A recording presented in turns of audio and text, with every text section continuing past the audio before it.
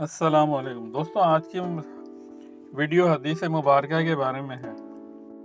دوستوں، ابو بردہ بن عبداللہ بن ابی بردہ ابو موسیٰ کہتے ہیں کہ ایک مرتبہ صحابہ نے عرض کیا، یا رسول اللہ صلی اللہ علیہ وآلہ وسلم، کون سا اسلام افضل ہے؟ تو آپ صلی اللہ علیہ وآلہ وسلم نے فرمایا کہ اس شخص کا اسلام جس کی زبان سے مسلمان ایذا نہ پائیں۔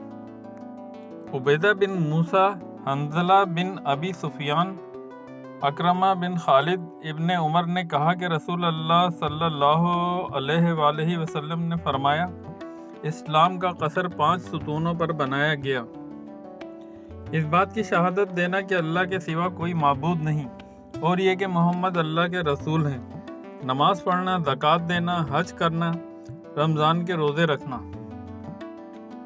عمرو بن خالد لیث یزید ابو الخیر عبداللہ بن عمرو کہتے ہیں کہ ایک شخص نے رسول اللہ صلی اللہ علیہ وآلہ وسلم سے پوچھا کہ کس قسم کا اسلام بہتر ہے، تو آپ صلی اللہ علیہ وآلہ وسلم نے فرمایا کہ کھانا کھلاؤ جس کو جانتے ہو اور جس کو نہ جانتے ہو سب کو سلام کرو۔